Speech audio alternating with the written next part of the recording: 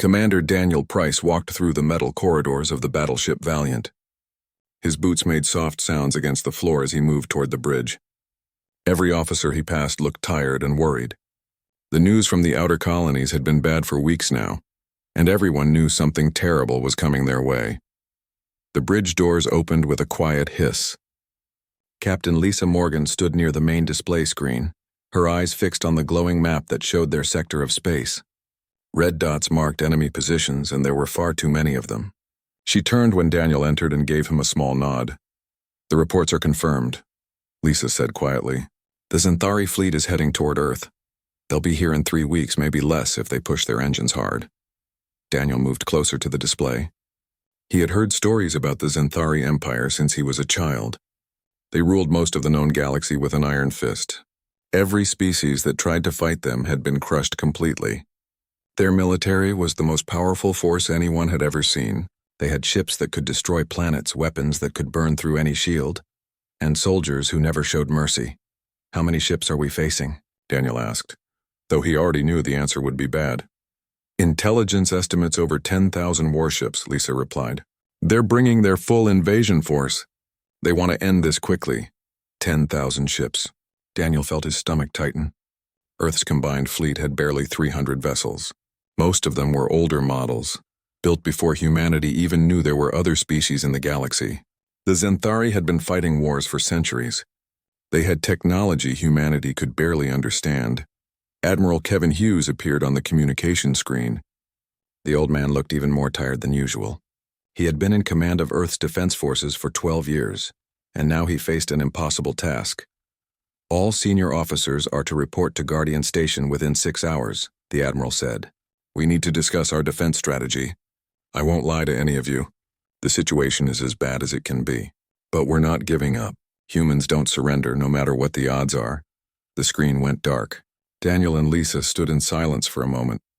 Around them, the bridge crew worked at their stations, preparing the ship for whatever was coming. These were good people, Daniel thought. They deserved better than to die in a hopeless battle. Lieutenant Sophie Graham entered the bridge carrying a datapad. She was young, only 26 years old, but she had one of the sharpest minds in the fleet. She worked in strategic planning, spending her days studying enemy tactics and looking for weaknesses. Right now she looked excited, which seemed strange given the circumstances. "Captain Morgan, Commander Price, you need to see this," Sophie said quickly. She brought up files on the main display. "I've been analyzing every Xanthari battle from the past 50 years. Every single one." Daniel watched as battle recordings played on the screen. He saw Xanthari fleets destroying enemy forces again and again. Their attacks were brutal and efficient. They always used the same basic strategy: gather their ships into massive formations, overwhelm the enemy with superior firepower, and never stop until everything was destroyed. "I see a lot of wins for them," Lisa said. "What am I supposed to be learning here?" "Watch how they fight," Sophie said. She slowed down one of the recordings. "They always do the same thing, always. They form up in these huge groups, attack in waves, and use their numbers to crush anyone who opposes them. It's worked for them for 300 years. "That's not encouraging," Daniel said. "But here's the thing," Sophie continued. "They've never faced an enemy who fought differently. Every species they've conquered tried to beat them by building bigger ships or stronger weapons. Nobody has ever tried to fight them in a way they don't expect. They're so used to winning that they've become predictable." Admiral Hughes's voice came through the intercom. "All hands prepare for transfer to Guardian Station. We have work to do." 6 hours later, Daniel sat in the war room aboard Guardian Station. The orbital platform hung above Earth like a metal moon. Through the windows, he could see the blue planet below, peaceful and beautiful. Soon the Xanthari would come to take it away from humanity. The war room was filled with officers from every branch of Earth's military. Admirals, generals, colonels, and captains all gathered around a massive table. Holographic displays showed the current positions of both fleets. The difference in numbers was crushing to look at. Admiral Kevin Hughes stood at the head of the table. His gray hair and lined face showed his age, but his eyes were still sharp and determined. "Let me be clear about our situation," the Admiral began. "We're outgunned, outnumbered, and outmatched in almost every way. The Xanthari have better ships, better weapons, and more experience. If we fight them the way everyone expects us to fight, we'll be dead in a few hours." The room was silent. Everyone knew he was right. But Lieutenant Graham has brought something interesting to my attention, Hughes continued. He gestured to Sophie, who stood and approached the display. Sophie took a deep breath before speaking. The Xanthari are powerful, but they're also predictable. They fight the same way every time. They expect us to mass our ships together and try to defend Earth directly. That's what every other species has done, and that's why every other species has lost. Colonel Ryan Bennett, a veteran of numerous border conflicts, spoke up. So what are you suggesting? That we don't defend Earth? That we just let them come? I'm suggesting we fight in a way they won't expect, Sophie said. We split up our forces into small groups. Each group operates independently, attacking from different directions using different tactics. We make it impossible for them to predict what we'll do next. The room erupted in arguments. Splitting the fleet went against every rule of military strategy. You needed coordinated forces to fight a large enemy. Dividing your strength was supposed to be suicide. But Daniel found himself thinking about Earth's history. He remembered studying ancient battles where smaller forces had defeated larger armies. The victories usually came from surprise, from tactics the enemy didn't expect, from fighting in ways that broke all the rules. Admiral Hughes raised his hand, and the room fell silent. We have 3 weeks to prepare. In that time, we need to decide if we're going to follow the same path that led every other species to defeat, or if we're going to try something new. Lieutenant Graham will present her full plan tomorrow. Everyone think about it carefully. Our survival depends on making the right choice. As the meeting ended, Daniel looked out at Earth one more time. Somewhere down there, billions of people were going about their lives. They had no idea that their entire future hung in the balance. Whatever happened in the next few weeks would determine if humanity survived or joined the long list of species crushed by the Xanthari Empire. The next morning, Sophie Graham stood before the assembled military leadership with her heart pounding. She had spent the entire night refining her presentation, checking every calculation and preparing for every possible objection. The fate of humanity rested on convincing these experienced officers that breaking every rule of warfare was their only chance. Admiral Kevin Hughes nodded to her. Whenever you're ready, Lieutenant. Sophie activated the holographic display. It showed Earth's solar system with various colored lines representing ship movements. The Xanthari expect us to gather our fleet in Earth's orbit and make our stand there. That's what every other species has done. They have battle plans ready for exactly that scenario. Colonel Ryan Bennett crossed his arms. Because that's basic military strategy. You concentrate your forces to maximize your defensive capabilities. Spreading out just makes us easier to destroy piece by piece. Under normal circumstances, you'd be absolutely right, Sophie agreed. But these aren't normal circumstances. We can't win a conventional battle. Their fleet is 30 times larger than ours. No amount of coordination will overcome those numbers. She changed the display to show small groups of ships moving in seemingly random patterns. Instead, I propose we divide our fleet into 70 independent strike groups. Each group has complete autonomy. They choose their own targets, their own tactics, and their own timing. No central command structure beyond the initial deployment. Major Claire Adams leaned forward with interest. You want to create chaos? Exactly, Sophie said.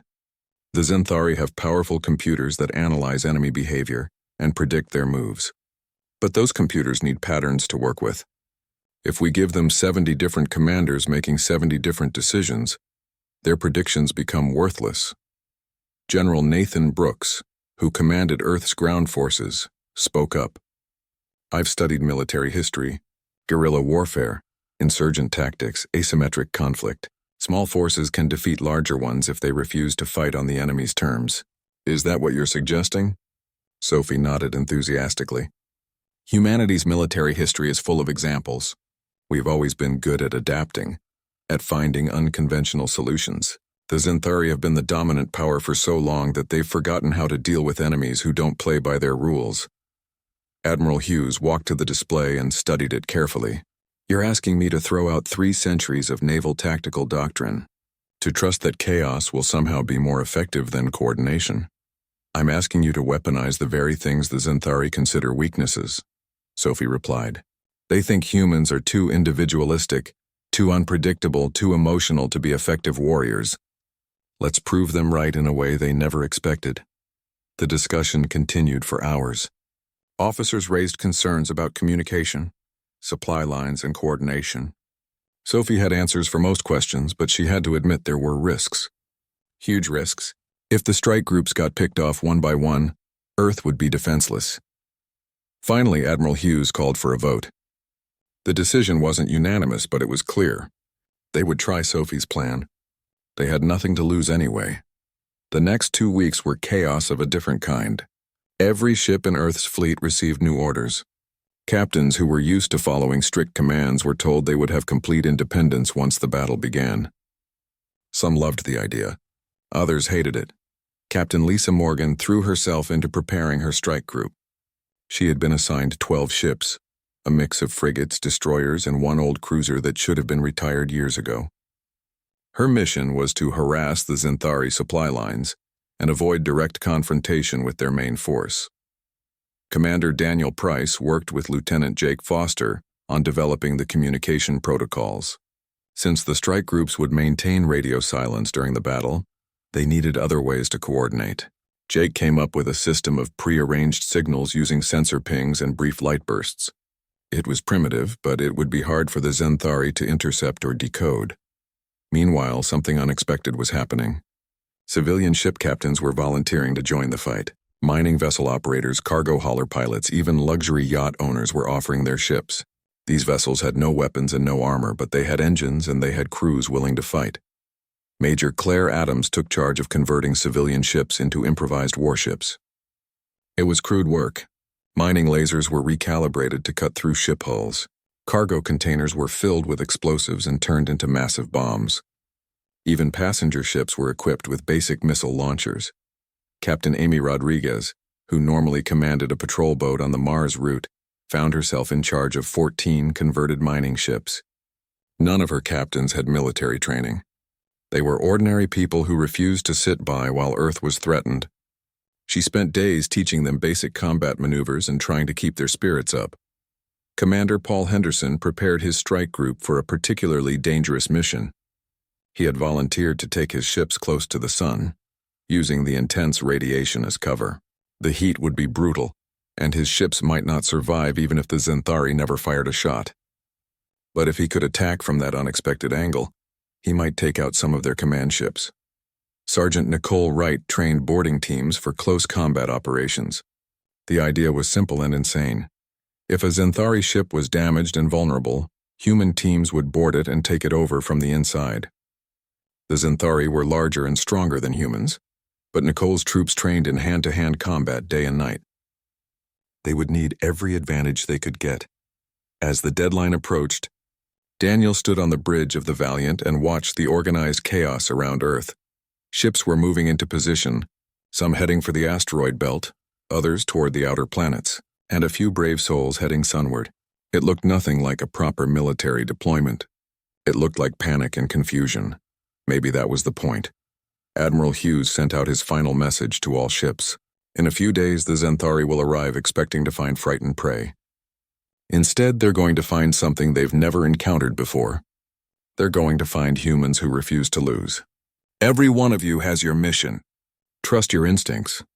Be unpredictable. Make them regret coming to our home. Hughes out. Sophie Graham sat in the tactical center, monitoring the positions of every strike group. She had done everything she could. The plan was solid in theory, but theory and reality were very different things. Soon they would know if her ideas could actually work against the most powerful military force in the galaxy. The waiting was the hardest part. Earth continued to turn below, beautiful and fragile. Cities glowed in the darkness. Oceans reflected sunlight. Somewhere down there, children played and families gathered and people lived their lives. They didn't know that in 72 hours the Xanthari invasion fleet would arrive. Daniel looked at the countdown timer on his screen. 3 days. 3 days until they would either prove that human ingenuity could overcome impossible odds, or 3 days until humanity joined the long list of extinct species crushed under the Xanthari Empire's march across the galaxy. War Master Keltar stood on the command deck of his flagship and watched the blue planet grow larger on the view screen. Earth, the homeworld of the species called humans. Soon it would be another conquest added to the Xanthari Empire's long list of victories. The invasion fleet moved through space in perfect formation. 3,000 warships arranged in precise geometric patterns, their movements coordinated by the central tactical computer. This was how the Zenthari had always fought. This was how they had conquered half the galaxy. Keltar studied the sensor data with growing confusion. His scouts reported that Earth's orbital defenses were minimal. A few aging battle stations, some communication satellites, but no massed fleet. Where were the human warships? Every species gathered their forces to defend their homeworld. It was basic military logic. Scan the entire system, Keltar ordered. Find their fleet. The tactical officer worked at his console. Warmaster, we're detecting scattered groups of ships throughout the system. Small formations, no unified positioning. Many appear to be civilian vessels. Keltar's skin changed color slightly, a sign of irritation among his species. They're hiding behind their civilians, cowards. Mark all targets and prepare for systematic elimination. The Zenthari fleet began its advance toward Earth. According to their battle plans, they would destroy any defensive positions, eliminate the human fleet, and establish orbital control within 6 hours. After that, ground forces would secure the surface. It was a process they had refined over centuries. Then the first attack came. A mining ship emerged from the asteroid belt at high speed. It fired a volley of modified drilling charges at a Zenthari cruiser. The weapons weren't designed for space combat, but they didn't need to be. The drilling charges tore through the cruiser's hull before the ship could raise shields. The mining vessel vanished back into the asteroids before the Zenthari could return fire. Keltar barely had time to process this when another attack occurred on the opposite side of the formation. A cargo hauler, its holds filled with explosives, rammed directly into a Zenthari destroyer. Both ships exploded in a brilliant flash of light and debris. What are they doing? Keltar demanded. These tactics make no sense. They're throwing away ships for minimal damage. But the attacks didn't stop. All across the Zenthari formation, small groups of human ships struck from unexpected angles and disappeared. They didn't try to win battles. They just attacked and ran over and over. Captain Amy Rodriguez led her squadron of converted mining ships through the asteroid field. Her hands were sweating inside her gloves, but her voice was steady as she spoke to her pilots. Remember, we hit fast and we run faster. Don't try to be heroes. Our job is to make them angry and confused. Her ships emerged from behind a large asteroid and fired at a Zenthari supply vessel. The mining lasers cut deep into its hull, causing secondary explosions. Before the escort ships could respond, Amy's squadron was already diving back into the cover of the asteroids. That's 3 supply ships we've damaged, her co-pilot said with satisfaction. They're going to have trouble fueling their fleet if we keep this up. Halfway across the solar system, Commander Paul Henderson's strike group was enduring hell. They had positioned themselves in a close orbit around the sun, using the star's massive radiation output to mask their presence. The heat was incredible. Even with shields at maximum, the temperature inside the ships was climbing dangerously. Hull temperature at critical levels, his engineering officer reported. We can't stay here much longer. Paul watched the sensor display. The Zenthari command ships were moving into position above the sun's orbital plane. They thought they were safe from attack in that position. They were wrong. All ships attack Vector Alpha. Give them everything we've got, then we run for the outer system. His strike group burst out of the sun's corona like demons emerging from fire. The Zenthari sensors were blinded by the radiation. By the time they realized they were under attack, human missiles were already slamming into their hulls. 2 command ships took critical damage before they could even raise shields. Paul's ships didn't stay to finish the job. They burned their engines hard, racing away from the sun before the Zenthari could organize a response. 3 of his ships had heat damage, but they had all survived. More importantly, they had proven that the Zenthari weren't safe anywhere. Back on the Zenthari flagship, Warmaster Keltar was beginning to understand that something was terribly wrong. His fleet had been in the system for only 2 hours, and he had already lost over 100 ships. The humans weren't fighting a battle. They were fighting dozens of small battles all at once, each one different from the last. The tactical computer cannot generate effective response patterns, his tactical officer reported. The enemy forces are too dispersed and their actions too varied. We need consolidated targets to engage properly. Keltar made a decision. Reform the fleet into defensive posture delta. We'll create an unbreakable formation and advance slowly. They can't hurt us if we maintain proper defensive protocols. It was the logical choice. It was what Xanthari doctrine demanded. It was also exactly what Sophie Graham had predicted they would do. Lieutenant Sophie Graham watched the enemy fleet reorganize on her tactical display aboard Guardian Station. The Xanthari were pulling back, forming into a tighter defensive formation. They were abandoning their aggressive advance in favor of a more cautious approach. "They're confused," she said to Admiral Hughes. "They don't know how to fight an enemy that refuses to stand still." The Admiral nodded slowly. "Your plan is working, but we've only been fighting for 2 hours. Can we sustain this for days, weeks?" "We don't need to," Sophie replied. "Look at their formation. They're consolidating around their command ships. They're giving up mobility for protection. That makes them predictable again." She opened a communication channel to all strike group commanders. "All units, enemy is regrouping in Sector 7. Continue harassment tactics. Do not allow them to rest or regroup completely. Make them think every shadow is a threat." Throughout the solar system, human ships received their orders and adapted. Captain Lisa Morgan took her strike group toward the Xanthari supply lines that stretched back toward the edge of the system. If she could cut those lines, the enemy fleet would start running low on fuel and ammunition. Sergeant Nicole Wright's boarding teams prepared for their most dangerous mission yet. Intelligence had identified a damaged Xanthari cruiser, limping away from the main battle. It was isolated, wounded, and vulnerable. Her teams would board it, take control, and use it against its former masters. The assault shuttles approached the damaged cruiser silently. The Xanthari crew was focused on repairs, not expecting an attack from within their own defensive perimeter. Nicole's teams cut through the hull and poured into the corridors. The fighting was brutal and close. Xanthari soldiers were strong, but the humans fought with a ferocity born of desperation. They used the ship's tight corridors to their advantage, turning every corner into an ambush point. Within 30 minutes, the cruiser was under human control. "Guardian Station, this is Wright," Nicole reported. "We have secured the vessel. Minimal casualties. Heading to rendezvous point." It was a small victory, one ship captured out of thousands. But it was another crack in the Xanthari's certainty. Another moment where the impossible became real. War Master Keltar received the report about the captured cruiser and felt something he had never experienced in decades of warfare. Doubt. How had the humans boarded a ship in the middle of his defensive formation? How were they everywhere at once? How could such a weak species be causing such damage? His tactical computer continued to flash warnings and errors. It could not model enemy behavior. It could not predict their next move. The algorithm demanded patterns and the humans refused to provide them. "We need to reach Earth and establish control," Keltar said. "Once we hold their homeworld, they will be forced to surrender." But as his fleet began its slow advance toward the blue planet, he couldn't shake the feeling that he was falling into a trap he couldn't even see. The battle had been raging for 5 days. The Xanthari fleet had reached Jupiter's orbit, but the advance had cost them dearly.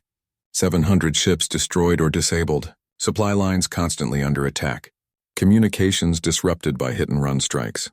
The mighty invasion force that had terrified the galaxy was bleeding from 1,000 small wounds.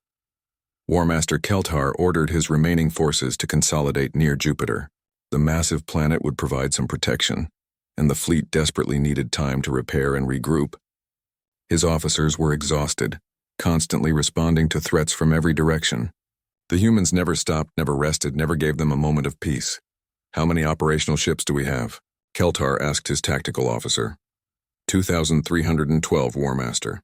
Many others have damage but can still fight. However, our fuel reserves are at 42%. Ammunition stores are at 60%. If this continues, we'll be forced to retreat simply due to supply shortages. Keltar felt anger rising within him. Retreat? The Xanthari Empire did not retreat. They had conquered worlds for 3 centuries without ever backing down. But this enemy refused to fight properly. They refused to gather their forces and face destruction like every other species had done. Commander Daniel Price watched the Xanthari fleet gather near Jupiter from his position in the asteroid belt. The Valiant had taken damage during a close encounter with a Xanthari patrol, but the ship was still operational. More importantly, his crew's morale was high. They were winning. Against all odds, they were actually winning. Captain Morgan's group just hit another supply convoy, his communications officer reported. 3 transports destroyed, minimal damage to our forces. Daniel allowed himself a small smile. Lisa was doing excellent work disrupting the enemy's logistics. Every supply ship destroyed meant the Zenthari fleet grew weaker. It was slow, grinding work, but it was effective. Lieutenant Sophie Graham hadn't slept in 3 days. She stood in the tactical center aboard Guardian Station, surrounded by displays showing the positions of every ship in the battle. Her plan was working better than she had dared hope, but she knew the critical moment was coming. The Zenthari are consolidating near Jupiter, she said to Admiral Hughes. They're trying to create a defensive position they can hold while they repair and resupply. The Admiral looked at the tactical display with tired eyes. So we've hurt them. That's more than I expected. But they still have over 2,000 warships. We have less than 200 combat-capable vessels left. Sophie nodded, which is why we need to hit them now, while they're clustered together and thinking defensively.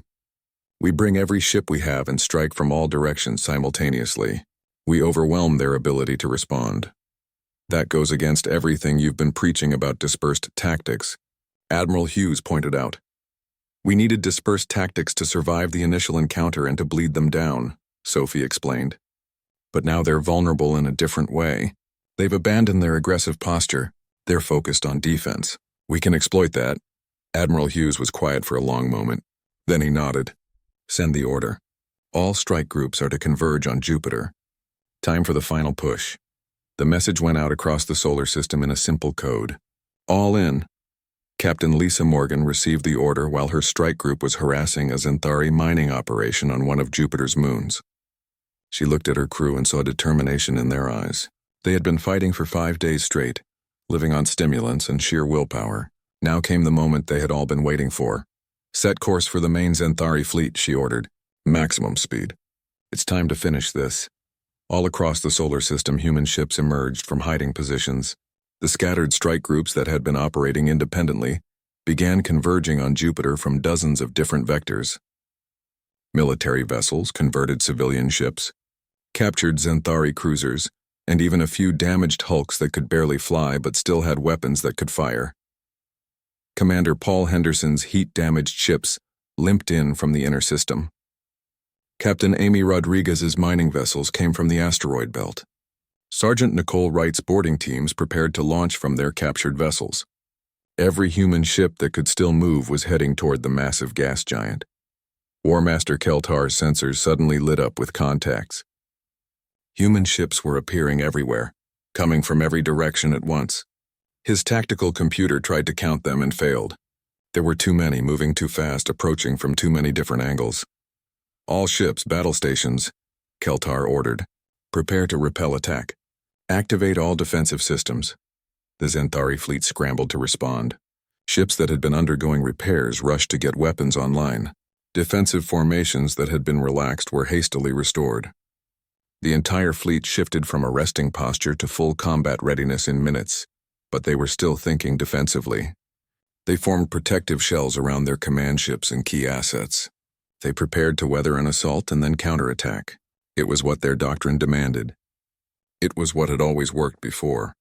Commander Daniel Price brought the Valiant in fast, leading a group of frigates in a direct assault on the Zenthari flagship.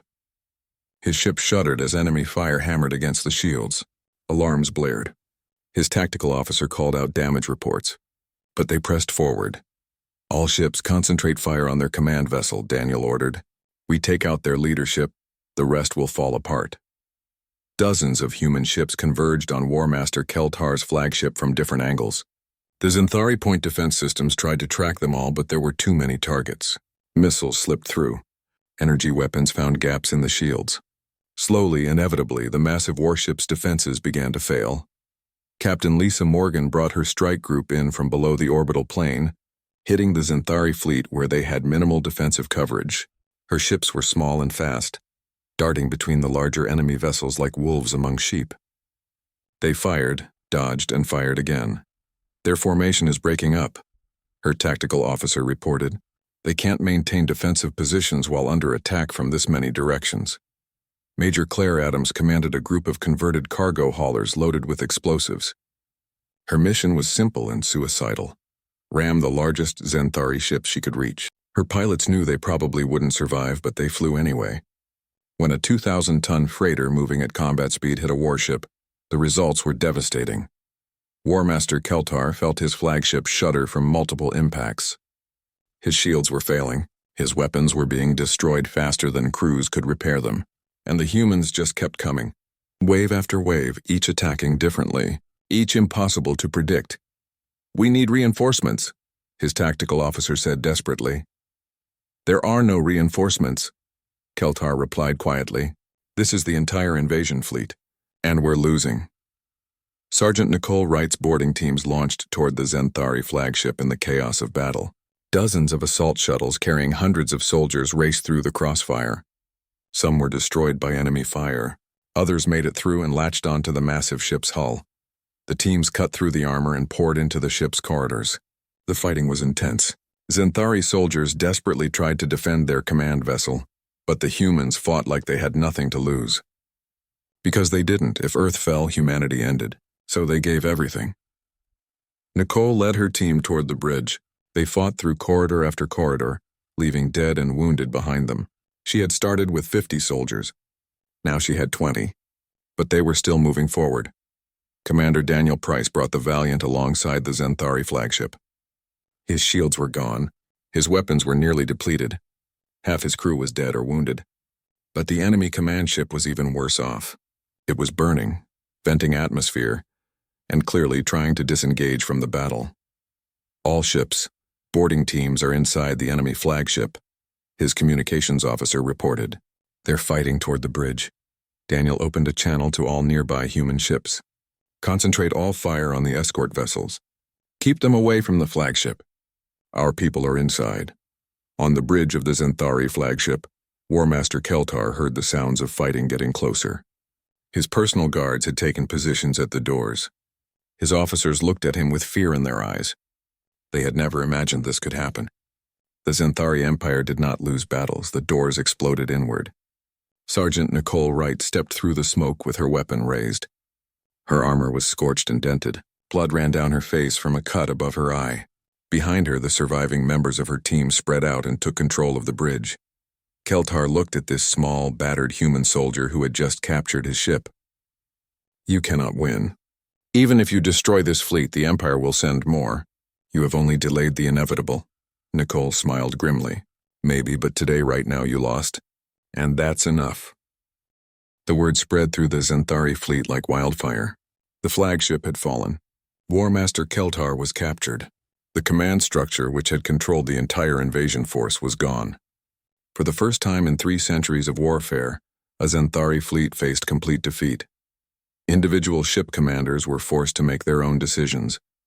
Some chose to fight to the death, believing surrender was impossible. Others tried to flee toward the edge of the solar system. A few, seeing the hopelessness of their situation, actually sent surrender signals to the nearest human ships. Commander Daniel Price stood on the damaged bridge of the Valiant and watched the Zenthari fleet fall apart. Ships were breaking formation and scattering in all directions. Some were still fighting, but without coordination. They were being picked off by concentrated human attacks. "Captain Morgan's group is pursuing 3 fleeing cruisers," his communications officer reported. "Commander Henderson is accepting surrender from 2 destroyers. Multiple enemy vessels are attempting to retreat beyond Jupiter's orbit." Daniel felt exhaustion wash over him. They had been fighting for almost 6 days with minimal rest. But they had done it. Against impossible odds, humanity had broken the invasion fleet. Admiral Kevin Hughes appeared on the communication screen. The old man's face showed relief mixed with disbelief. "All ships, this is Admiral Hughes. The enemy command structure has collapsed. Continue engaging hostile vessels, but accept surrenders where offered. Do not pursue fleeing ships beyond Saturn's orbit. We need to conserve our strength." Lieutenant Sophie Graham watched the tactical displays in stunned silence. Her plan had worked. The scattered tactics had worn down the enemy. The final concentrated assault had broken their will to fight. But the cost had been terrible. Of the 300 military vessels Earth had started with, only 97 remained operational. Over 15,000 human lives lost. Entire crews gone, but Earth still stood. Humanity survived, and the Zenthari invasion fleet was defeated. The next few days were a blur of activity. Surviving Xanthari ships were secured. Prisoners were taken. Captured vessels were studied. Medical teams worked around the clock treating wounded from both sides. Engineers began the long process of repairing damaged human ships. Sergeant Nicole Wright stood guard over War Master Keltar in a holding cell aboard Guardian Station. The alien commander sat in silence, his skin showing colors that Sophie's intelligence briefing said indicated deep shame and confusion. "How did you defeat us?" Keltar finally asked. "Your ships were inferior. Your numbers were smaller. By every logical analysis, you should have been destroyed in the first engagement." Nicole leaned against the wall. "You fought the same way for 300 years. You won so many times that you forgot how to adapt. We had to adapt or die. Turns out being unpredictable is a pretty good weapon." Keltar's skin rippled with colors Nicole couldn't interpret. "The Empire will not accept this defeat." "They will send another fleet. A larger one." "Maybe," Nicole replied. "But now we know you can be beaten. And every other species in the galaxy is going to know it too. Your empire just lost its reputation of invincibility. That's worth more than any military victory." 6 weeks after the battle, Earth received its first visitors from other species. Ships began arriving from races that had been conquered by the Xanthari, decades or even centuries ago.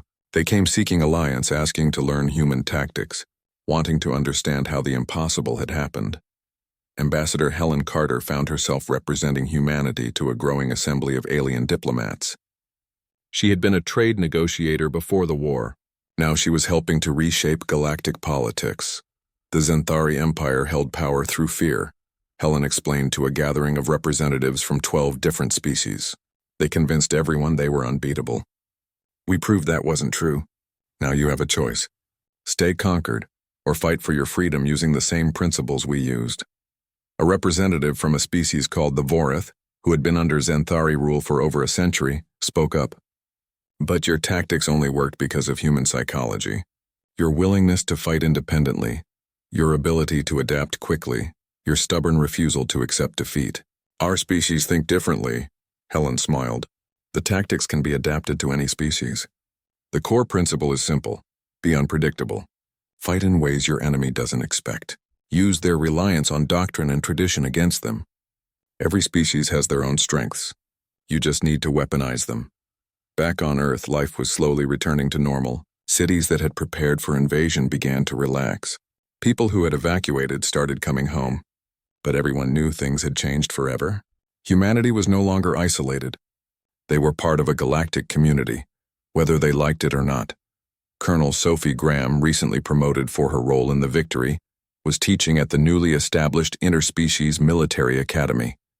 Officers from a dozen different species attended her lectures on asymmetric warfare and adaptive tactics. The Xanthari made a fundamental mistake, Sophie explained to her class. They believed military power was about having the strongest weapons and the most ships. They forgot that war is ultimately about psychology. It's about breaking your enemy's will to fight. We couldn't match their strength, so we broke their confidence instead. A student from the Kalari species, a race known for their logical thinking, raised a hand. "But how do you teach unpredictability?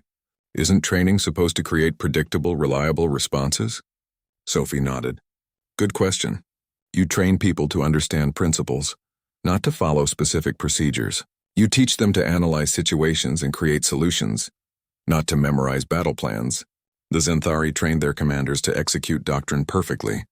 "We train our commanders to think creatively within loose guidelines." General Nathan Brooks was overseeing the construction of a new defense network around Earth. The orbital stations being built incorporated lessons from the battle. They were designed to support dispersed operations rather than concentrated defense. Each station could operate independently if needed. "We got lucky," Nathan admitted to his staff during a planning meeting. "The Xanthari came expecting an easy conquest. Next time, whoever attacks us will know what they're facing. We need to be ready." Captain Daniel Price had been offered a promotion and a position at headquarters. He turned it down. Instead, he took command of a new ship, the Defender, and requested assignment to patrol the outer solar system. He preferred being out among the stars rather than behind a desk. Captain Lisa Morgan took a similar path. She joined the newly formed Rapid Response Fleet, commanding a group of fast attack vessels designed to respond quickly to threats anywhere in the system. Her experience with hit-and-run tactics made her perfect for the role. Commander Paul Henderson became an instructor, teaching new pilots how to use environmental conditions to their advantage. His near-suicidal attack from solar orbit was now studied as a classic example of tactical creativity. Major Claire Adams worked with civilian ship operators, helping them maintain the improvised combat capabilities they had developed during the war. The converted mining ships and cargo haulers wouldn't replace proper military vessels, but they provided depth to Earth's defenses. Lieutenant Jake Foster continued developing new communication systems. His work during the battle proved that primitive systems could sometimes be more effective than sophisticated ones because they were harder to intercept or decode. War Master Keltar, still held as a prisoner, was granted permission to send messages to the Xanthari Empire. His reports described the battle in detail, explaining how human tactics had defeated superior numbers.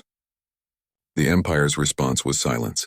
They didn't know how to process the idea that their invincible military doctrine had failed. Slowly, Keltar began to understand. He spent his time studying human military history, reading about Earth's countless wars. He learned about victories won through deception, about battles where smaller forces defeated larger ones, about commanders who broke every rule and won anyway.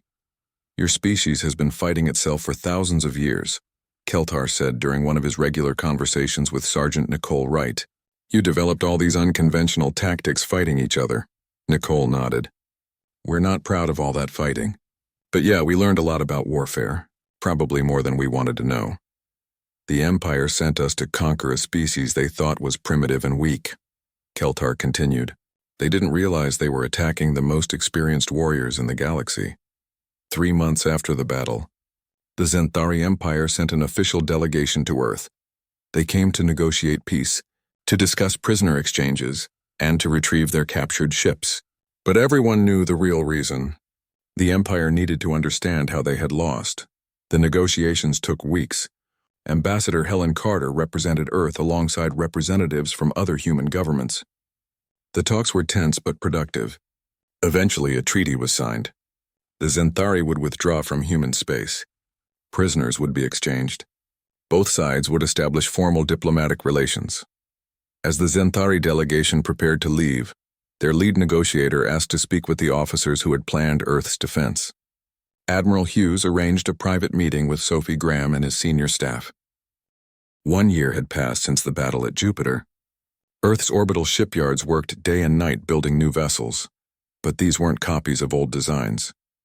Human engineers incorporated lessons from the war, creating ships that emphasized flexibility and adaptability over raw firepower.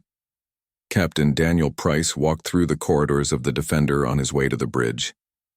His new ship was smaller than the Valiant had been, but faster and more maneuverable. It was designed for exactly the kind of independent operations that had won the war. As he passed crew members, they saluted with genuine respect. Everyone aboard knew they were part of something historic. The bridge was busy with activity as always. His crew monitored sensor data from across the solar system, coordinated with other patrol ships, and kept watch for any potential threats. So far, there had been none. The Xanthari had honored the peace treaty, and no other species seemed eager to test humanity's defenses. Captain, we're receiving a transmission from Guardian Station, his communications officer reported. Admiral Hughes requests your presence for an important meeting. Daniel acknowledged the message and set course for Earth. As the Defender moved through space, he thought about how much had changed. The solar system that had once seemed empty now bustled with activity. Ships from dozens of species passed through regularly, trading goods and sharing information. Earth had become a hub of galactic commerce and diplomacy almost overnight. At Guardian Station, Daniel found himself in a conference room with familiar faces. Sophie Graham was there, along with Lisa Morgan, Paul Henderson, Claire Adams, and several other officers who had played key roles in the battle. Admiral Hughes stood at the head of the table with a serious expression. Thank you all for coming, Hughes began. I've asked you here because we're facing a new situation. The Xanthari Empire is fracturing. He brought up a galactic map on the display. Large portions of what had been Xanthari territory were now marked in different colors. Since their defeat here, over 30 species have rebelled against Xanthari rule. The Empire is trying to hold on, but they're losing control. Their doctrine that worked for centuries doesn't work against enemies using the tactics we pioneered. Captain Lisa Morgan leaned forward. Is that our problem? We won our war. What happens in Xanthari space isn't our concern. Normally, I'd agree, Hughes replied. But we're receiving requests for help. Species who are rebelling want human advisors to teach them our tactics. Some want us to send ships to support their independence movements. Earth's leadership needs to decide what role we want to play in galactic affairs. Sophie spoke up. If we intervene in every rebellion, we'll be spread too thin. We barely survived one war. We can't fight dozens simultaneously. Which is why I'm not proposing military intervention, Hughes said. I'm proposing we share knowledge. We teach willing species how to defend themselves. We help them understand that they don't need to match the Xanthari in strength. They just need to fight smarter. The discussion continued for hours. Some officers worried about creating instability across the galaxy. Others argued that helping oppressed species was the right thing to do. Eventually, they reached a consensus. Earth would establish training programs and share tactical knowledge, but would not commit military forces unless directly threatened. 3 months later, the Interspecies Military Academy had grown dramatically. Students from 40 different species attended classes taught by veterans of Earth's war. Sophie Graham found herself lecturing to audiences of hundreds, explaining principles that seemed obvious to humans, but revolutionary to species raised under rigid military traditions. The key is not to have a perfect plan, Sophie explained during one lecture. The key is to have people who can adapt when plans fail, because plans always fail in contact with the enemy. The species who wins is the one who adapts faster. A student from the Kryn species, a race of logical thinkers similar to the Xanthari, raised a concern. But how do you train for unpredictability? Our military academies teach standardized responses because they're reliable. Sophie smiled. You train scenarios, not solutions. Put your officers in simulations where there's no right answer, only choices with different consequences. Make them practice making decisions with incomplete information. Reward creative thinking even when it leads to failure. The goal isn't to train people who never make mistakes. It's to train people who recover from mistakes quickly. Across the solar system, Captain Amy Rodriguez was working with representatives from the Beltran species, teaching them how to convert civilian ships for military use. The Beltrans were a peaceful trading culture who had been conquered by the Xanthari 80 years ago. Now they wanted to reclaim their independence. Your cargo ships are actually perfect for this, Amy explained as they toured a Beltran freighter. They're built tough because they have to survive long voyages. With some modifications, you can turn them into effective combat vessels. Not as good as purpose-built warships, but good enough to make an attacker think twice. The Beltran captain looked uncertain. Our people aren't warriors. We're merchants and traders. So were most of my pilots during the war, Amy replied. We were patrol officers and cargo haulers and mining ship operators. But we learned. You can too. Being a warrior isn't about loving combat. It's about being willing to fight when you have no other choice. Commander Paul Henderson ran training exercises for pilot groups from 6 different species. He had them practice unconventional approaches, using planets and moons for cover, taking advantage of stellar phenomena, and coordinating attacks from unexpected angles. Forget about fair fights, Paul told his students. If you're in a fair fight, you've already made a mistake. Use every advantage you can find. Hide in radiation zones. Attack from the sun's direction. Make your enemy blind before you strike. A pilot from the Torvash species known for their sense of honor seemed troubled. These tactics seem dishonorable. Where is the glory in hiding and striking from ambush? Paul's expression hardened. There's no glory in being dead. The Xanthari conquered your world because they were stronger, not because they were honorable. You want your planet back? You're going to have to fight dirty. Save honor for peacetime. Major Claire Adams worked with resistance groups, teaching them how to conduct operations with limited resources. Many of the species seeking independence had few weapons and little military infrastructure. Claire showed them how to improvise, how to turn everyday items into weapons, and how to use the enemy's own strength against them. The biggest weapon you have is the enemy's assumptions, Claire explained to a group of Kalari fighters. They assume you're weak because you have inferior technology. Use that, let them underestimate you, then hit them where it hurts. Lieutenant Jake Foster developed new communication systems for rebel groups. The Xanthari were experts at intercepting and decoding transmissions. Jake taught his students how to use low-tech solutions that were harder to track and how to coordinate operations without constant communication. The Zenthari rely on their technology, Jake said during a workshop. Sometimes the best way to beat advanced technology is to not use it at all. Use couriers instead of radios. Use pre-arranged signals instead of complex codes. Make them work to find you. Back on Earth, Ambassador Helen Carter met with representatives from what remained of the Zenthari Empire. The situation was delicate. The Empire was collapsing, but it still had enough military power to cause tremendous damage if it chose to lash out in desperation. Your tactical doctrines are spreading across the galaxy, the Zenthari ambassador said with evident bitterness. Every species we conquered is now using human methods against us. You've destroyed the stability that took centuries to build. Helen met his gaze calmly. You built that stability through conquest and oppression. It was never going to last forever. We just accelerated the inevitable. And what comes next? The ambassador demanded. Chaos? Endless wars as every species fights for dominance? Maybe at first, Helen admitted. Change is messy, but hopefully something better eventually. A galaxy where species coexist as equals rather than conquerors and conquered. Where strength comes from cooperation rather than domination. The Zenthari ambassador was silent for a moment. Then he said something unexpected. Some of our younger officers are asking to study at your academy. They want to learn these new methods. The old guard considers it treason, but others believe adaptation is our only path to survival. Helen considered this carefully. We'll accept them. But they need to understand they won't just be learning tactics. They'll be learning a different way of thinking about conflict and power. War Master Keltar, who had been allowed to return to Zenthari space as part of the prisoner exchange, sent a message to Sophie Graham. In it, he described the civil war brewing within the Empire. Traditionalists who wanted to restore the old ways fought against reformers who believed change was necessary. I find myself in a strange position, Keltar wrote. I was sent to conquer your species, and instead your species conquered my thinking. I now teach your methods to Zenthari officers, trying to help my people adapt before we're destroyed by our own rigidity. Perhaps this is a more complete defeat than I suffered at Jupiter. Sophie shared the message with Admiral Hughes. Should we be concerned?